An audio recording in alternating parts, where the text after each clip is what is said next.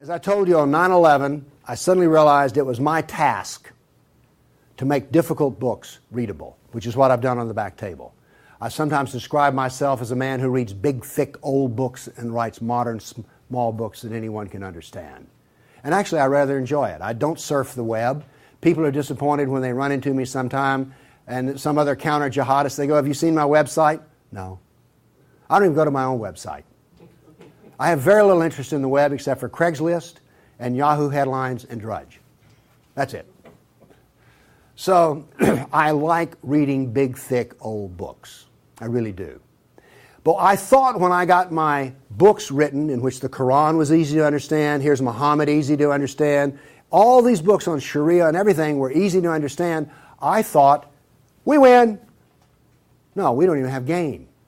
Because what I discovered was, other than a minority view, and trust me, you are so minor, everyone else's reaction to the knowledge, to the answer to question, what is the true nature of Islam, react in fear, hatred, and anger. When I try to explain to people something about Islam, they're terrified. So I thought people would run when I got my books published, and indeed they did run away from me. So I thought there was just one great question. What is the true nature of Islam? But I found there was a second question more important. Why are we afraid to know Islam? Now, remember I told you about stories?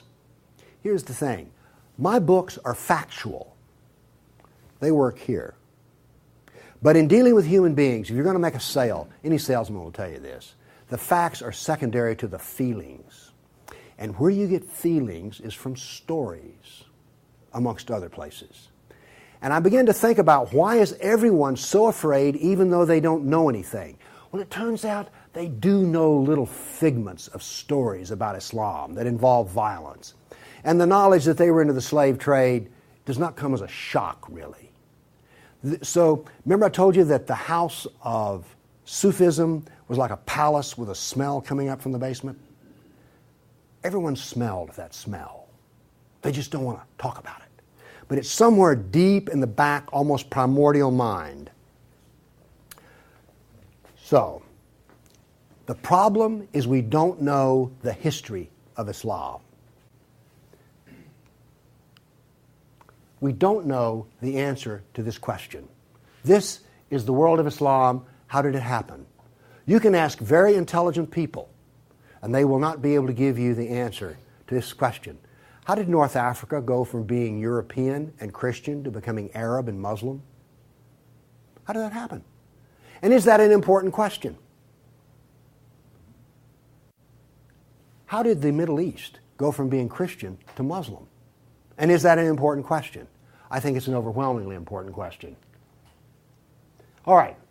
Now, to understand how that Islamic world came about, we're going to have to go about and see how Islam entered our world.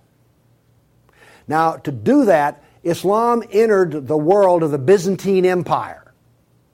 We know that in the Sirah, Muhammad's life, his last days were spent killing Christians and subjugating them. After he died, that process continued.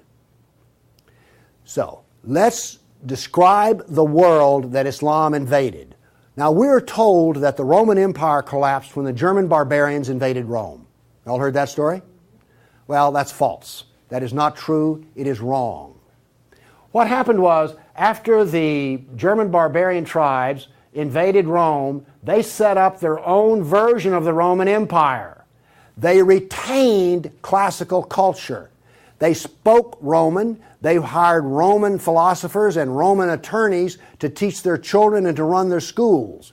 They came into the Roman Empire not to destroy the empire, but just to get the goods for themselves. The eastern part of the empire, so-called Byzantine Empire, is over here. Now, this is after the German invasion.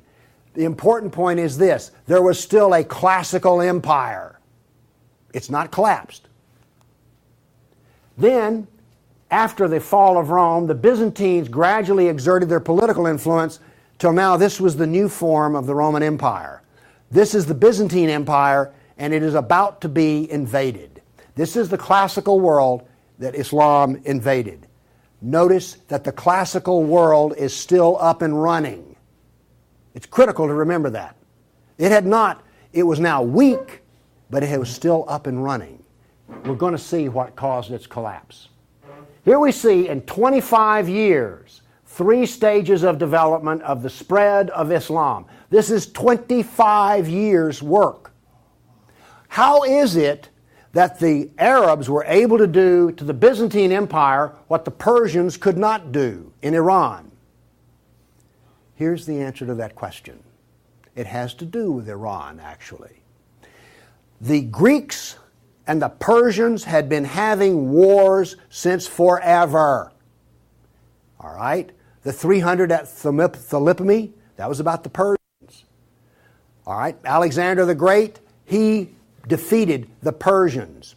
The Persians kept hammering on the Romans and then the Byzantines, and 25 years before Islam invaded, there was one massive last series of battles that left Persia weak and the Byzantine Empire very weak. Then comes along the Black Plague. 1 person in 3 dies. So the Byzantine Empire, when Islam invaded, had been weakened by a long war with Persia and the loss of 1/3 of its population. The economy had collapsed by 2/3. You think the Obama economy is bad? Try 2/3. So we had an empire that was weak, invaded by people with a mission. Now what's important here is these 3 different shades of green represent the different caliphs.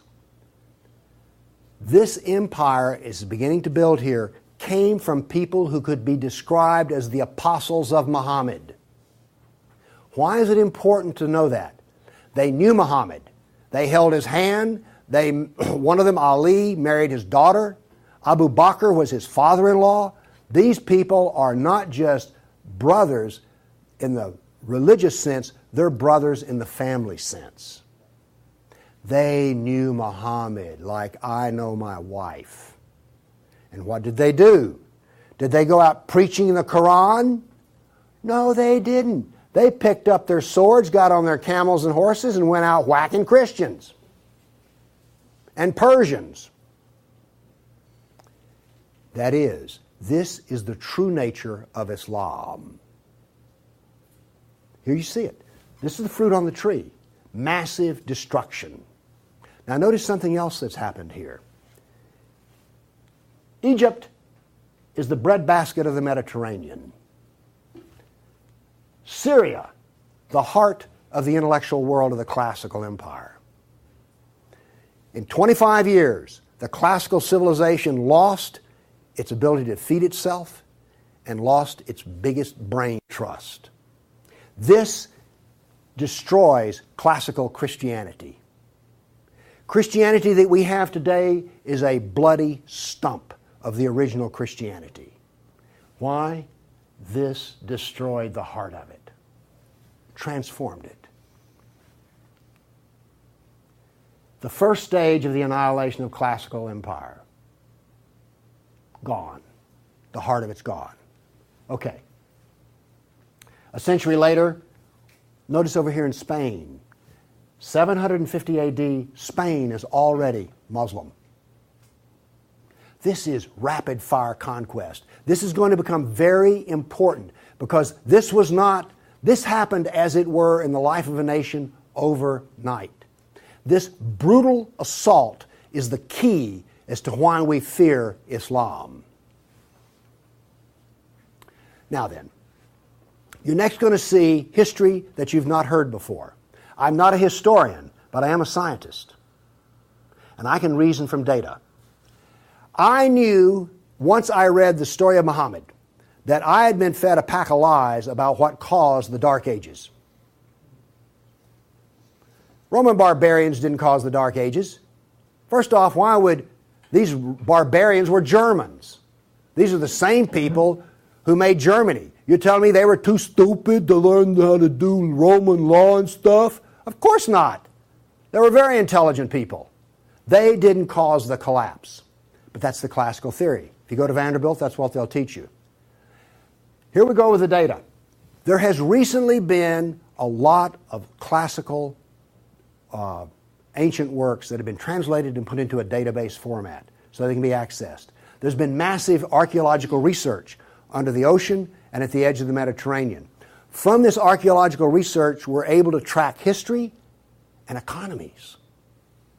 All right? That figure I gave you about how the economy collapsed, that came from the study of sunken vessels. Because if you're not buying much, if 1 in 10, let's say 1 in 10 ships is sunk, that figure's not that high, but whatever. If you see a lot of sunken ships, there was a lot of ships sailing around. When they go down, the economy goes down. So from this data, we know a lot. And this, in particular, the database of ancient documents, gives us 548 battles that Islam fought against the classical world. This is all new information. I've talked with people who consider themselves history buffs, and they go, well, let's see, battles of Islam against Europe. Let's see, we've got the invasion, we got Tours, we got the invasion of Gibraltar, we've got Lepanto, Gates of Vienna, collapse of... Okay, that's 5. You talk to a historian, and those are the 5 battles they can scratch up. And I remind you, you can have all of these slides if you just send me an email for it. Okay, what does this new data show us? It shows us this. See the white spots? They're brand new battles. They're going to change to red. These are new. Every time, I want to show you this all over again, every tick is 20 years. The new battles for that 20-year period come up in white, then they fade to red to show you the history. So white's what's happening right now, red has happened. Let's see how these 548 battles act out over. We're going to watch, in 70 seconds, we're going to watch 1,200 years of conquest. Look how fast this is happening. Bam! Here comes... You didn't know France was hammered that hard, did you? You heard of Tours. Watch what's happening in Spain, in the islands. Now, many of these raids or battles, if they're at the coastline, are slave raids. The slaving that took place in here was extensive and went on and on. All of this work is also happening now then. We're now into the golden age of Baghdad. This is the punishment that's being handed out to Christians everywhere. In Spain, after one battle, there were knights' heads were cut off and they made a pile so high that a man on horseback couldn't see over them. All of the European civilization in North Africa is now gone. I have a question. Have you read the 13th Tribe? No. Okay. Now, pretty soon, and by the way, there will be a period of time, and you can see the clock running up here, there will be a brief blip of 5 battles that occur in North Africa, the Barbary Pirate Wars. We're on there. Okay? Now then, Byzantium has fallen. Now then, Eastern Europe is being hammered. Notice that it is relentless. It doesn't stop. This is the history that you're never told about. This is the history that explains how all of this came about. Now then, they're getting slower because Islam is becoming weaker.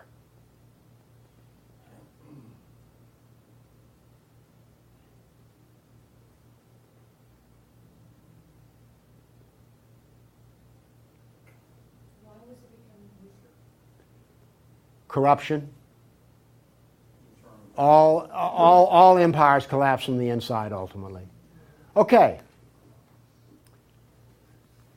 I say that what caused the collapse of classical civilization was not the invading German barbarian tribes. I say that classical civilization was destroyed by Islam. Now comes the question, why do we not want to know that? We're going to answer that question. All right, now I want to give you the headlines. With all those little dots, basically what I've showed you is just quantity. Okay? Relentless, but quantity. Now I'm going to give, we gave you 1,200 years of battles in like 70 seconds. Now we're going to go through in about 4 minutes. I'm going to give you the headlines from each century so you will know the emotional tone of what is happening. All right, 7th century. Muhammad sent Khalid out, the sword of Allah, to the Jazima tribe to offer Islam. They refused. He annihilated every one of them. At the Battle of Oasis in Iraq, for 2 days he spent out rounding up the losers, put them in a dry stream bed, and cut off heads until the stream ran with blood. He then took the captain of the Zoroastrian Persian tribe. His wife was there. He cut off the man's head, let the blood drain into the soil, and raped his wife in the bloody soil. That was one of the companions of Muhammad. This is the nature of jihad. Where did Khalid learn how to do that? From Muhammad. From Muhammad at the Battle of Khaybar. Umar conquered Jerusalem, and every Jew and every Christian became a dhimmi, which is a third-class semi-slave. You're now going to see, for the next few centuries, you're going to see Golden Age. We're told this myth of the Golden Age, how wonderful Islam is. So here's what's happening during the Golden Age. They started attacking Sind, which is the Hindus. 26,000 Hindus died. Armenian nobles were herded into a church after a debate, and the building burned down on top of them. At Ephesus, 7,000 Greeks are enslaved. We're still having the Golden Age. All new churches were ordered destroyed. At Amorium, there was massive enslavement of all the Christians. The Egyptian Christians revolt over the jizya, which is the dhimmi tax under the Sharia. Churches are burned, vineyards destroyed. 10th century, we're still in the Golden Age. In Thessalonica, 22,000 Christians enslaved. Christians massacred in Seville. In Egypt and Syria, 30,000 churches destroyed. You have your religion, I have mine. Still in the Golden Age, 6,000 Jews in Morocco killed. Hundreds of Jews in Cordoba killed. 4,000 Jews in Granada killed. Georgia and Armenia invaded. In Hindustan, 15,000 killed, 500,000 enslaved. Golden Age. Still upon us. In Yemen, the Jews are given the choice of convert or die. The Christians of Granada are deported to Morocco. And in India, cities are destroyed under the order convert or die. In one town, 20,000 Hindus became slaves. Still the Golden Age. 50,000 Hindu slaves decided to get freedom by converting to Islam. A new 20-year campaign created 400,000 new Muslims out of Hindus. Buddhist monks butchered, nuns raped. In Damascus and Safed, mass murder of Christians. Jews in Marrakesh massacred. Tabriz, forced conversion of Jews. Still, we're in the Golden Age. There are riots in Cairo. Churches are burned. Jews of Tabriz are forced to convert. Tamerlane, one of the most evil men who ever lived, massacred 90,000 Hindus in one day. 30,000 in another battle, massacred in cold blood.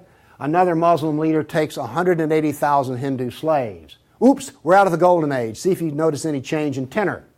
Tamerlane destroys 700 villages in India. Now then comes He then turned to Iraq and annihilated the Nestorian and Jacobite Christians.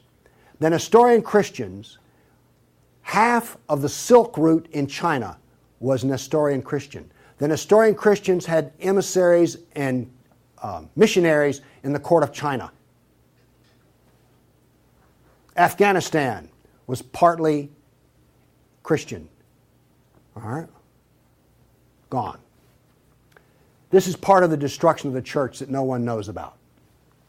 700 years of attack, they finally destroy Constantinople. 16th century, the son of Tamerlane destroys temples, forced conversions. Two of his generals built 2 towers of human heads. Once again, you couldn't see over them. And then noble women, Hindu women, started the practice of sati, which was mass suicide in order not to be sex slaves inside of the Sultan's harem. 17th century, Jews of Yemen and Persia forced to convert, forced conversions of Greeks. The Zoroastrians are persecuted in Persia, and over 500,000 killed Hindus. 18th century, more Zoroastrian persecution, Jews of Jeddah expelled, Jews of Morocco massacred, Hindu persecution continues. 19th century, more forced conversion of Jews, Jews of Baghdad massacred. Oops, 250,000 Armenian Christians slaughtered in Turkey. Now then in Persia, the Zoroastrians are completely annihilated. 20th century, over 1 million Armenian Christians killed. 1 million. So you now not only know the number of battles, you now see the tenor of what's going on. You now know quality and quantity. Do you get the drift on how bad this was? Now then, the establishment doctrine is that we've already told you classical collapse had nothing to do with Islam. And indeed, Islam was a source of good because the hillbilly Europeans lost their classical learning and the shrewd, smart Arab Muslims preserved all the knowledge in the Golden Age. This is what is taught in our schools.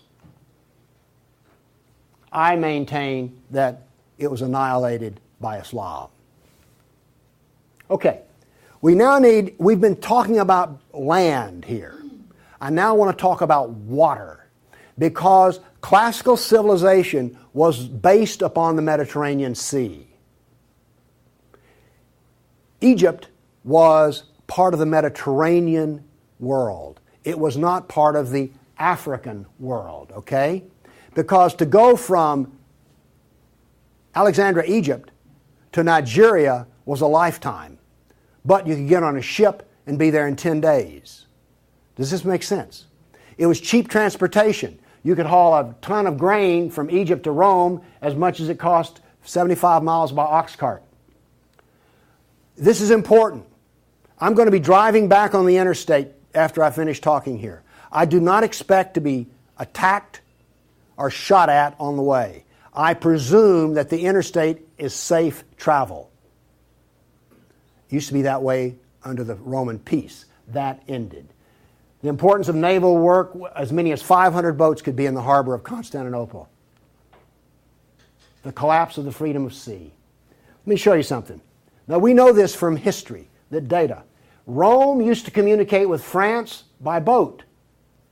After Islam, they went overland through the Alps. Why did they do that? There was no longer freedom of the sea. Here's interesting.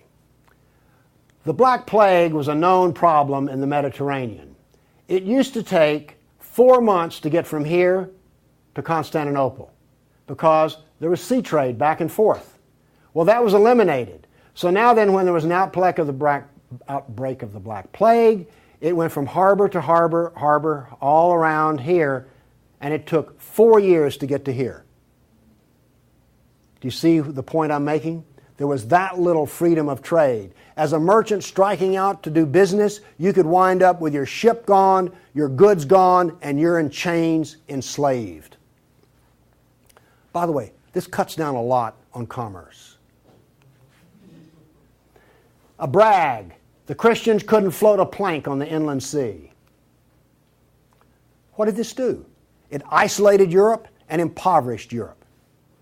So, you know the business of the Barbary pirates? You know the business of the Somali pirates? Same. It is Sunnah. It is Sunnah, the way of Muhammad. There's a famous hadith which is repeated endlessly in which Muhammad awakes in a dream and he sees his jihadists sailing the inland sea. Islam always practices, where possible, economic warfare. Muhammad attacked caravans. What was attacked in New York? Trade Center. This, economic warfare. I am an admirer of Islamic civilizational war methods. They're superior to everyone else's thinking in war. They use everything for war. Everything, including the womb. This was an economic jihad. There were 3, you've heard of the Dark Ages? Well, there were 3 Dark Ages. One in Europe, one in Turkey, one in North Africa. You weren't told that, were you? Wonder why. Here we see some ruins. What's the importance of these ruins? Well, they're up and standing. What happened to all the ruins in Rome? Well, the people who were still living there used them as quarries. They harvested them. The Colosseum remained simply because it was so big. What does this tell us here? If all this stone is still stacked up, there were no people. The invasion of North Africa was so brutal and so fast that it actually left in the harbor a layer of silt. Here's how that happened. North Africa used to be farmland, irrigated farmland. The Romans, clever men that they were, put along the roads in North Africa olive trees for shade and for keeping the road fixed for free. Because what would happen is you would bid on buying a lease on a stretch of Roman road in North Africa. You maintain the olive trees and the road, and you got to keep the olives. So the Romans got money from selling the lease, and then they got the road fixed for free, and somebody has a business making money. Is this clever or what? That all ended because the invading Arabs were not farmers, they were herdsmen. The people there were Christian, and so therefore, when the average Arab family would own 50 goats. They put their goats out into the fields of Christians, and the Christians as dhimmis had no right to protest. Between death and the erosion of the crops, this produced a layer of silt in the harbors. So that's how brutal, hard, and fast came about this collapse of economy in North Africa. What was left for a European economy? Furs, lumber, swords, and slaves. We're now really getting to one of the points where we don't want to know this history. Anybody here all real proud about how some of your ancestors were taken off a coast in Italy and then put into a harem in North Africa? And now you have children from that who are distant relations? You see, you may have distant relations in the Arab world you don't know about because 1 million Christians were sold into slavery. And by the way, the Venetians helped to do that. And another embarrassing piece of news is this. The Jews were very big in the trans-Mediterranean slave trade. Nobody comes out of this looking good. No one looks good. Are you also beginning to see, I don't think I want to know any more about this history at all? Okay? Are you catching on here? All right. Now, the other thing we're told that's so bad about Christianity and so pitiful about those poor Muslims are the Crusades.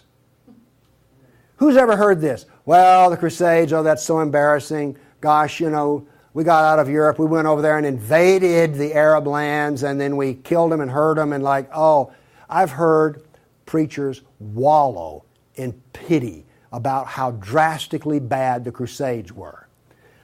All right, first off, Islam, remember, destroyed 30,000 churches. The Jews and Christians were dhimmis. There was infinite number of brutality against Christians. Christians were fleeing the Middle East, and the Byzantine emperor appealed to the Pope, help us, please. Now, this was a big thing to do because the Byzantine emperor and the Pope did not get along at all. But these were desperate people. And what did the Pope look out and see? This is the world that he saw in 1100, the time of the First Crusade. Well, let's see. This much of Spain is Muslim, and we're getting our behind kicked on a regular basis. Oh, well, this Christianity's gone. Oops, this Christianity's gone. And look at all the battles in the non-Christian, in the areas that are still Christian. Do you see the geopolitical problem that the Pope was facing here? This was not just some, we'll saddle up, get on our horses, and go steal from them Arabs, which is what you're told. This is the political picture. But now then, let's do this. Let's look at a battle map for the Crusades. Let's be fair. I showed you the jihad map. Now here comes the Crusade battle map.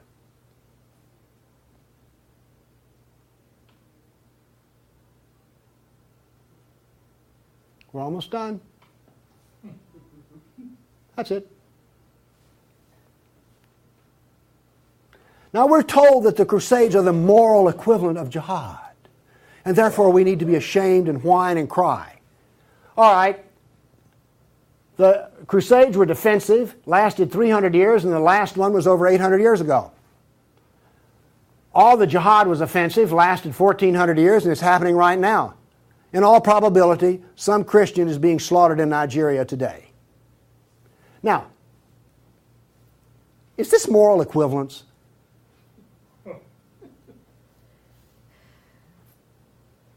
Why won't they teach this in a church school? So the ministers will stop, oh, the Crusades were just so terrible. No, the Crusades were one of the few times the church put steel in its spine. And then we apologize for it. Now then, let's go to the great benefits of Islam.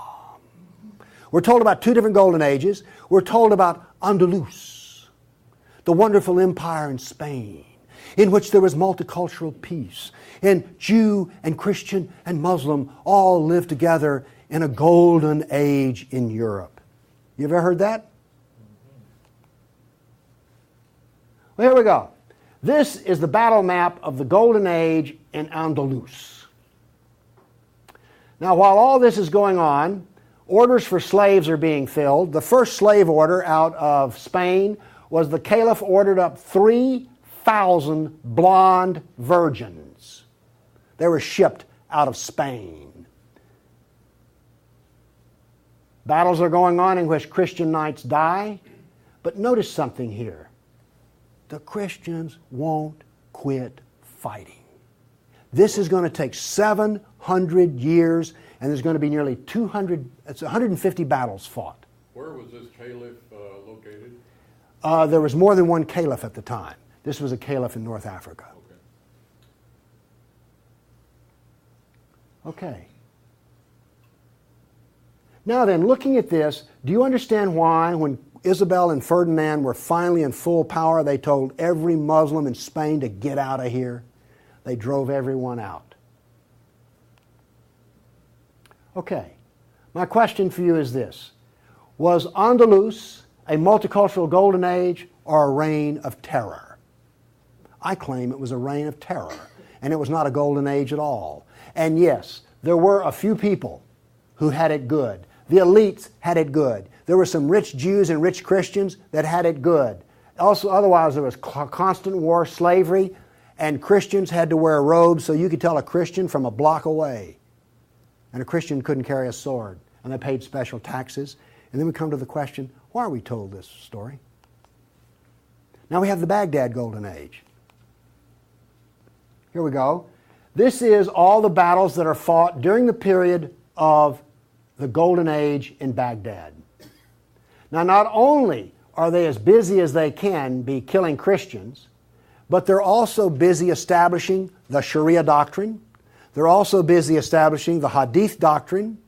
And they're also busy in doing things like slave trading. You know all those exotic pictures you've seen of the harem? They're sort of pre-Playboy sexy, beautiful women in gauzy outfits. All of those women were Christians. Less romantic sounding, isn't it? The other thing that's happening in Baghdad is this. A new philosophy is being generated in which there is no cause and no effect. This turns out to paralyze the mind. Okay, those were all the battles that were fought during the mythical Golden Age. Okay, during the Golden Age, Christians and Jews were dhimmis, Christians were sex slaves. Here's one that gets me.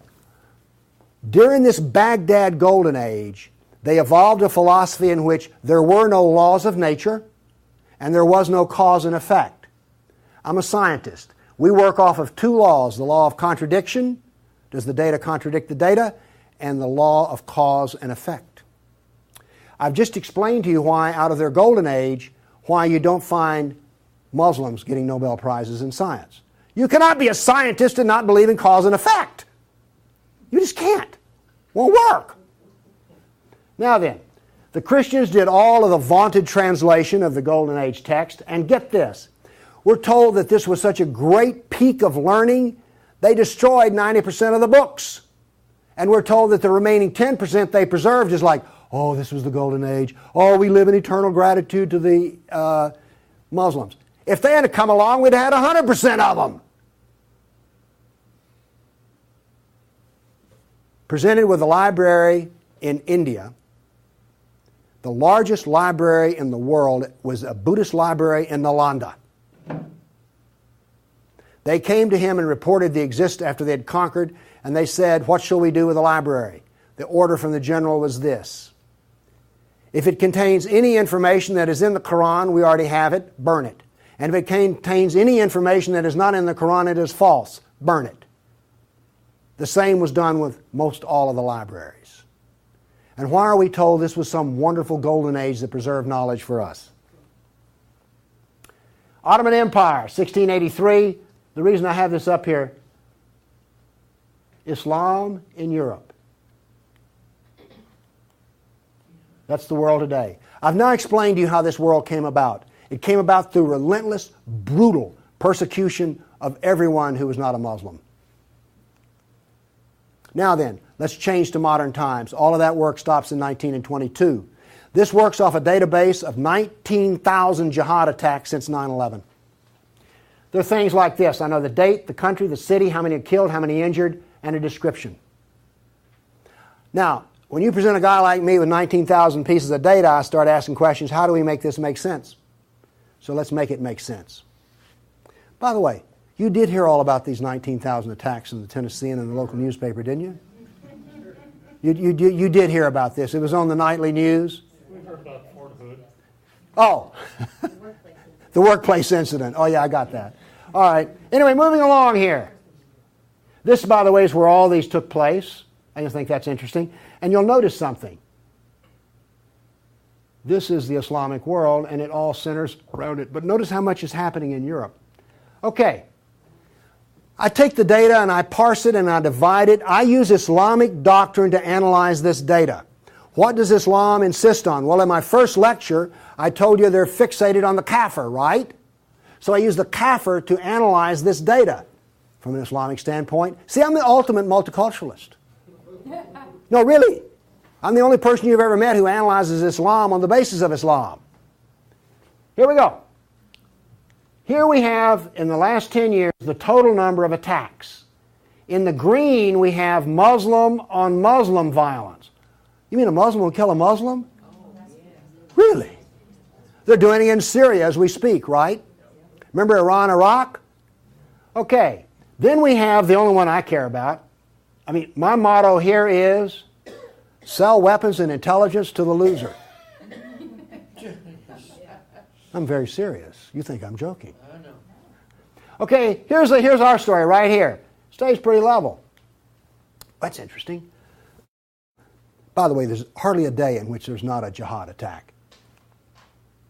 Modern jihad is relentless, just like classical. Oh, by the way, one of the things this curve proves right here, Islam is bad for Kafirs.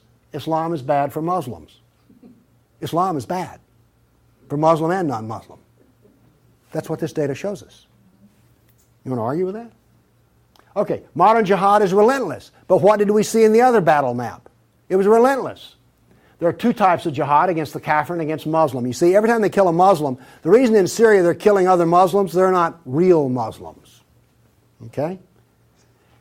Now then, we've introduced, however, a new phenomena.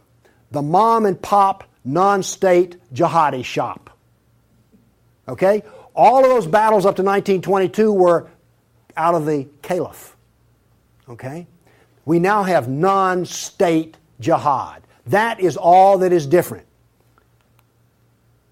Okay, jihad attacks per year. I just chose the top 4 nations.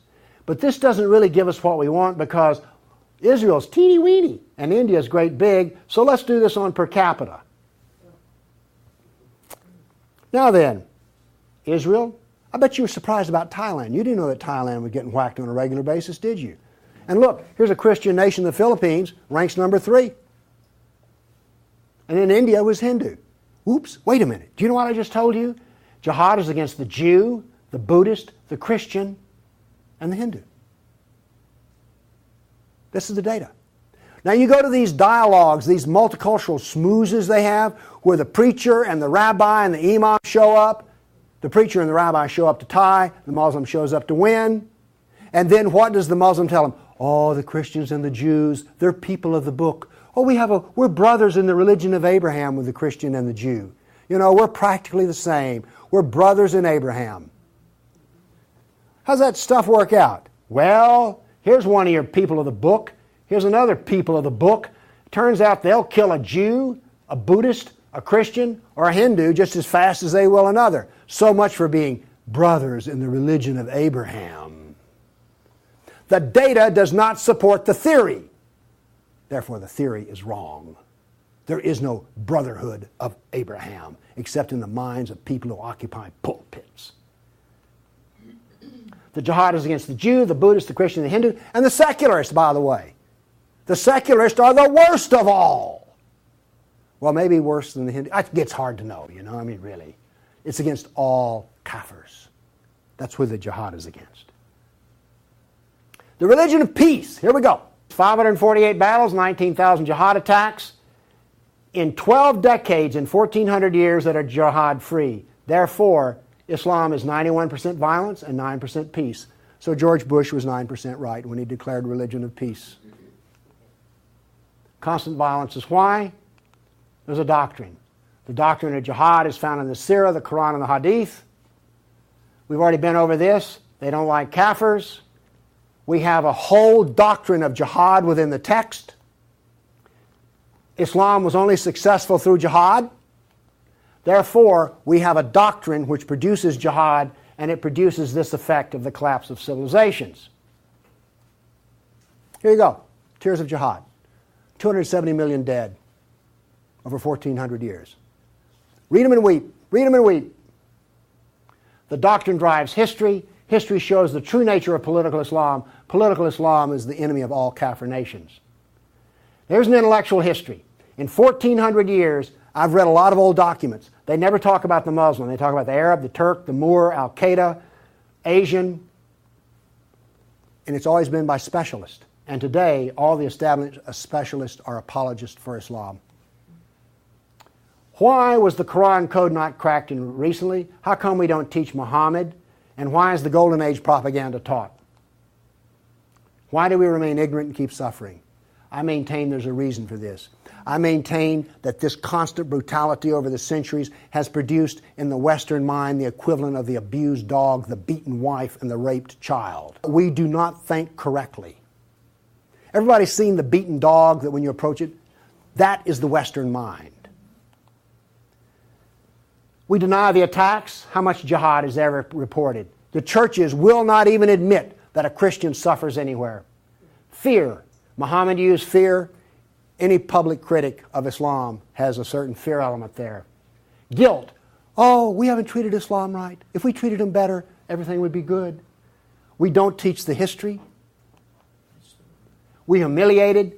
Who here is going to go home and brag about how your ancestors were slaves, how your history was annihilated, and that all we teach is the lie of the Golden Age? Have you not noticed since 9/11 how bitter and angry politics has gotten? The reason is we're not allowed to get angry at the enemy, so we get cranky with each other. We're powerless. Anybody want to debate about this?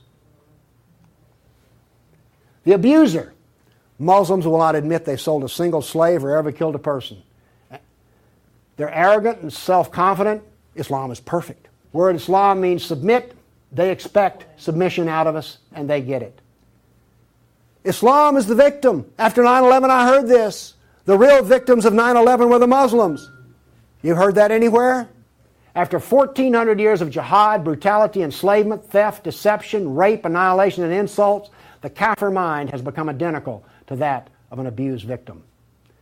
Our only solution is to face our history and welcome it and embrace it. This is exactly the way we will heal our nation, is the way we heal a person who's been brutalized. You have to go back to the original event. And this is why we are afraid. Thank you.